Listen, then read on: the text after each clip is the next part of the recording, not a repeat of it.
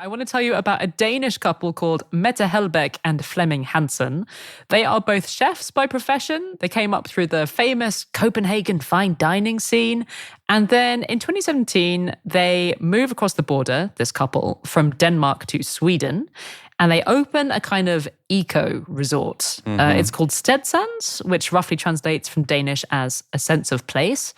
And it's in a very beautiful part of southern Sweden called Halland on the edge of a lake. Sounds beautiful. Yeah. So like just imagine this very sort of Instagrammy, eco-friendly kind of holiday destination. Like cozy wooden cabins, no electricity, refreshing lake swims, a floating sauna, and food that seems to be mostly plates of delicious, hyper-local vegetables with like flowers scattered all over them. Transport me there now.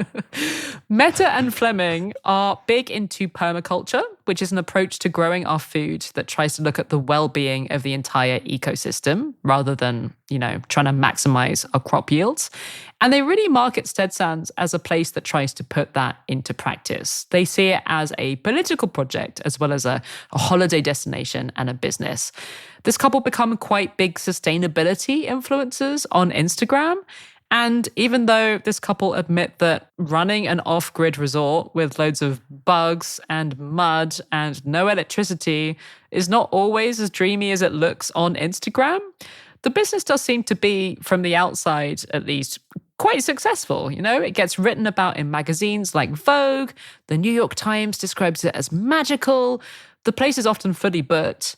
And the way that people who've stayed there describe it, it does seem to be this really special place where people have these beautiful back to nature experiences and they eat delicious food and they take lots of nice pictures that they can take home and post on their Instagram when they have ended their weekend of digital detox and are back in the city, horribly addicted to their mobile phones once again.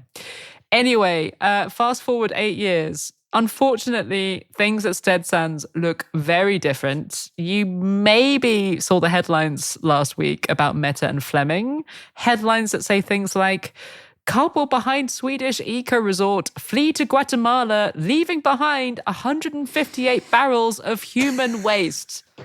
Did you see these headlines? I did see these headlines, and I actually haven't read about it, so I'm really pleased you're going to tell me more about what happened. But I still haven't got to why this is at all good week. But we'll get there in some time, but okay. Not right yet. Okay. But anyway, this story has come out of a cross-border investigation by two newspapers, Politiken from the couple's home country of Denmark and Dagens Nyheter in Sweden, where the resort actually was.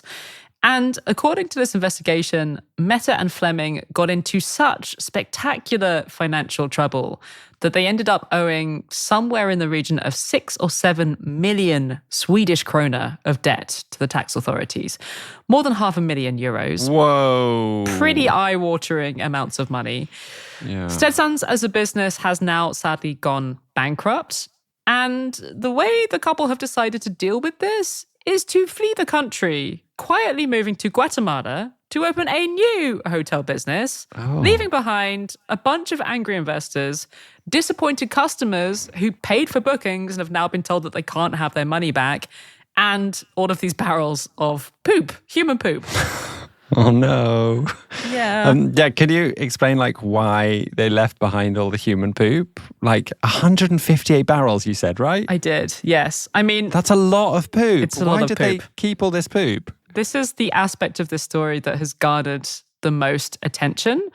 The journalists actually visited Stedsån after Mette and Fleming fled to Guatemala. So they filmed the barrels of poop with a drone, as well as from ground level, very thorough. And the claim from the local authorities, at least, is that this human waste has been illegally dumped in these barrels on the site of this eco-resort. Why were there 158 barrels of human feces left at the resort, I hear you ask? Well, in the spirit of sustainability, which is, of course, what this resort was all about, the toilets used by the guests were composting toilets. Do you know what a composting toilet is, and have you used one, Dominic? That's a very personal question, and Sorry. yes, I have. How was it? Stinky. Yeah, this is the thing, right? They are waterless toilets, composting toilets. And that makes them really good for off-the-grid sites. You don't need to be connected to the sewer network. So basically what happens is you do your business, it drops into a box underneath, and then you pour a scoop of sawdust or some other absorbent material over the top of it. And that both helps to make the process less gross for the people using the toilet after you. And it also aerates the waste. And that is really important here because what we're ultimately trying to do with these toilets is try to turn human poop into something that can be used as fertilizer. Now, I'm not going to get into it too much, partly because I'm not sure our listeners want me to talk about poo for ages, and also because there's a very heated debate over the circumstances in which it is safe to use processed human poop from composting toilets as fertilizer. Obviously, people have been using animal manure as a fertilizer since forever. Modern human poop, though, can carry pathogens and parasites, which is why the World Health Organization and many other official bodies are really wary about the circumstances in which you can and should do it. Anyway, according to the local authorities in this part of Sweden, the way that all of this poop was left in these barrels constitutes an environmental crime. And they are saying that as early as 2018, they had inspected the waste management system at Stedsån and found it to be illegal. And here, I think, is where the story gets really interesting, because the couple are saying it is absolutely outrageous to accuse us of any kind of environmental wrongdoing. You know, after all, these are people who, publicly at least, put sustainability at the heart of everything they do. And, you know, they adhere to strict principles of permaculture and looking after the earth. They insist that they haven't broken any laws and that the new owner of this piece of land was aware of the 158 barrels of poop. Half of the barrels were apparently, according to them, ready to use as compost, and the other half will be mature a year from now, under what they insist are perfectly acceptable processes under Swedish law. I mean, if you want to be business-minded about it, you could argue that the poop should actually be seen as an asset. It's a business asset that the new owner can enjoy and benefit from. It's a good thing. Yeah, great. I love this. Maybe we should set up a side business, Katie. There's good money in poop. Anyway, Mette and Fleming are really presenting themselves as having been harassed and misrepresented by the media. So they're saying, you know, we're being depicted as environmental criminals here, and what is being reported is untrue and unfair. Okay, so there's a bit of a he said, she said situation going on here. But who do you think is actually right? Well, having looked very closely at both the newspaper's reporting and the way that Mette and Fleming have tried to defend themselves, I think there are arguments on both sides. I mean, some of the stuff that they've been described as doing wrong was stuff like letting the water from, you know, washing the dishes and the pans in their restaurant just run into the earth and the lake. And that was counted as an environmental crime by the local authorities. But, you know, the couple were open from the beginning about the fact that they were doing that. They were even proud of it. They were quite public about the fact that they were using only natural, biodegradable soap. So they were pretty sure it wasn't doing any damage. I don't know what detergent they were using, but it does seem potentially unfair for this to be added as like a charge against them and something that they did that was really shady, given that they basically advertised actively that this was part of how they were running things. I mean, in general, I have to put my hands up and say, I am not an expert on permaculture, and I am also not a government health and safety official. Oh, you're not? No. Oh. I don't know if you noticed. But that limits my ability to see who's in the right here. I do think some of the disagreement between the two sides about whether or not there has been environmental mismanagement here comes from the fact that Mette and Fleming come from a more alternative, naturalistic approach to environmental management. They're kind of anti-system people. So I do wonder if there might have been an aspect while they were running this place of saying, you know what, we're going to go ahead with what we believe is a respectful way of managing our waste here, regardless of whether it exactly matches what government regulations say.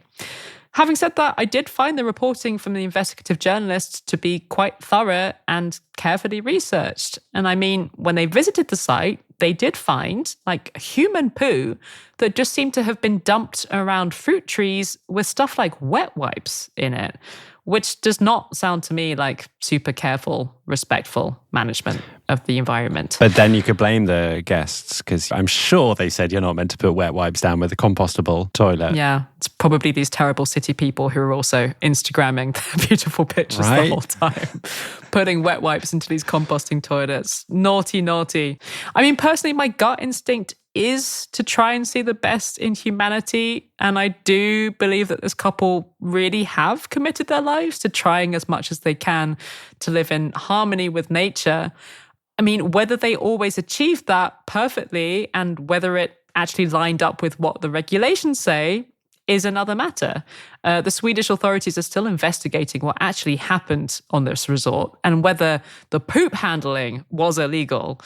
And I won't be surprised at all if it's found that what they did, even if it is in line with their own ethical and environmental principles, did indeed break a bunch of regulations. Katie, you still haven't told me why this is Good Week. I mean, I know I made you do this, but we've got quite far into the story. There doesn't seem much good that's happened. Okay, fine. I will finally address this. Welcome to Chapter 2 of my epic adventure titled, Are Mette and Fleming Villains or Not? Because we've talked about this debate over whether they're environmental criminals or not. Now I want to talk about their unpaid taxes. So I'm finally getting to Good Week. There's another element to this. This week, I would like to give my good week to tourists heading to Guatemala. Because if you've been thinking of going to Guatemala soon, congratulations, because you can potentially book a stay at Mette and Fleming's new hotel on the shores of Guatemala's beautiful Lake Atitlan, because that is where the couple now live after fleeing their enormous unpaid tax bills in Scandinavia. And it looks like the hotel's going to be really, really nice. They're already taking bookings, and if everything goes according to plan, you should be able to check in for May. Do you find this to be a convincing angle for a good week? I mean, frankly, I'm just grateful you didn't try and make me squeeze the Pride ban into Good Week. So however you can make it work, I'm behind you, Katie. Thank you. It's quite tenuous, but we're here now. But hang on a second. They left Sweden without paying all these taxes? Yes. So here is where even some people in the comments on this couple's social media posts are like, okay, I'd like maybe buy the idea that you guys aren't totally evil environmental criminals in the way that was suggested by some of the media reports about the barrels of poop. But the unpaid taxes are another matter because they really did owe huge, huge amounts of money. It turns out that even before Mette and Fleming moved from their home country of Denmark to neighboring Sweden, they already personally owed the Danish tax authorities a ton of money from their previous businesses. So they previously run this fruit and veg shop and a restaurant. And despite being very trendy, these businesses apparently weren't as successful as they looked. And the fact that the couple didn't pay their tax bills meant that the Danes just kept adding interest and fines to their bill. And it has mounted and mounted for years after they left their home country. Mette and Fleming have said that if they want the bill just to stop growing, they need to pay back more than 50,000 Danish kroner a month, which is like 6,500 euros. And then there's their unpaid tax bills in Sweden, which are also huge. They have been estimated as being between 6 and 7 million Swedish krona, so certainly more than 500,000 euros or dollars. Now, the way that this couple have talked about these taxes is really interesting. Part of it is that they're just complaining that high taxes and bureaucracy make it really difficult to do business in Scandinavia, especially in the sustainability sector. You know, there's a lot of permits you need and lots of time-consuming paperwork. But they have also said, and I'm quoting from their new website here, the media says that we fled from tax debt. That is not true. We turned our back to a debt that we thought was deeply unfair. And in their social media posts, they have justified this as a kind of protest against the tax system not paying the bills by pointing to types of government spending that they don't support, like, quote, wars and other things that we don't believe in. Sure. Ideological opposition to taxes, yeah. You can always make that case, I guess, but it seems a bit cheap. It's kind of convenient, right? If you have this huge bill to be like, well, we don't believe in this spending anyway. Yeah. And, you know, some people have pointed out on their Instagram, they've said things like, you know, I'm sure you're good people trying to do good things in this world. However, this just seems like you're denying that you have any responsibility to society, despite saying that you're all about sustainability. And, sustainability is about stuff like how we grow our food, but it is also about making a society where we can pay for stuff that we use collectively, like healthcare and education. Also, I'm sorry, but despite offering a quite simple back to nature experience, Stedsån's was not a cheap place to stay. There does seem to have been some fluctuation in their pricing, but certainly when the New York Times wrote about the resort back in 2019, a single overnight stay for one couple with a 6-course dinner, so pretty fancy, with wine pairings, that single night overnight stay was 750 euros. Oh my goodness. That's back in 2019 for one night. So yeah, this couple are kind of talking about themselves as if they're these like anti-capitalist renegades, but they also didn't seem to have had a problem charging really quite large sums of money to stay at their hotel. Fleming, the guy in the couple, he has also admitted that while everything was going horribly wrong in the company's finances, he set up companies in the UK and the US state of Delaware, a famously business-friendly tax destination, in an apparent bid to minimize tax payments during their move to Guatemala. They also, controversially, carried on taking bookings well into this year, despite having moved to Guatemala already in December. Whoa. They took an estimated 91,000 euros worth of bookings that are now just not being paid back because they're bankrupt. And that's quite a lot of angry customers, some of whom are accusing the couple of taking their bookings knowing that the resort was going to have to close, although there is some debate about whether somebody else could run it. There's also a bunch of investors who've lost their money and feel like they really should have been told about Mette and Fleming's unpaid taxes before they invested in the business. And look, I mean, this couple are dealing with a mountain of debt, which is horrible and incredibly stressful. They have 4 kids who have had to witness all of this, which is really not nice. I say this as somebody who grew up with stressed out parents running their own business. So I do, to some extent, understand this impulse to just say, screw it, let's just leave the country and start again from zero. But I also find it quite hard to swallow some of their justifications for just running away to Guatemala and saying, sorry, we can't pay these taxes. And for convenient political reasons, we also don't feel like we should have to pay them. I'm coming to the end of the story. How are you feeling about Mette and Fleming? I just feel quite sad, actually, about the fact that these two people who set up something that does sound like it was coming from a place of concern for the environment, and they were trying to do tourism in a way that was more sustainable, which we really need. Yeah. I feel quite sad that they've ended up being tax avoiders who carried on taking bookings despite the fact that they'd abandoned the place and left it with loads of poo. Well, a business asset. A business asset, of course. I mean, I don't know. After going on a bit of an emotional roller coaster journey, trying to figure out whether this couple are villains or not, I think I view them with a mixture of compassion and skepticism. And above all, I think the story is a cautionary tale to anyone who wants to blend being an influencer with running a business. Because this couple have received way more attention for their business going wrong than if they'd just been a hotel without that much of an internet presence. I do think there's been a certain portion of the internet that has taken this kind of gleeful pleasure in this story going wrong. And this contrast between this, this dreamy vision of how this place looked on Instagram versus the 158 barrels of human poo that got left over when it all went spectacularly wrong. It does have this element of Instagram versus reality. And I think specifically the fact that they were sustainability influencers, that's a particularly hard type of influencer to be, because you're presenting yourself as like inherently virtuous. So people love to see it when you fail. They've said on social media, we're human, we've made a lot of mistakes. And I think it would be good to remember that and to see them as hardworking people who genuinely wanted to do some good in the world, while also, viewing some of the decisions with raised eyebrows. I mean, ultimately, I wish them all the best with this new hotel that they're setting up in Guatemala with some financial help from Fleming's parents. It does look like it's going to have amazing food once again and beautiful recycled bed linen. And wet wipes around their apple trees. No wet wipes this time, please, people. But I mean, let's hope that they make a huge success of it, right? Like enough to maybe pay back some of their Swedish and Danish taxes. That would be nice, wouldn't it? Yes, it would be. Yes.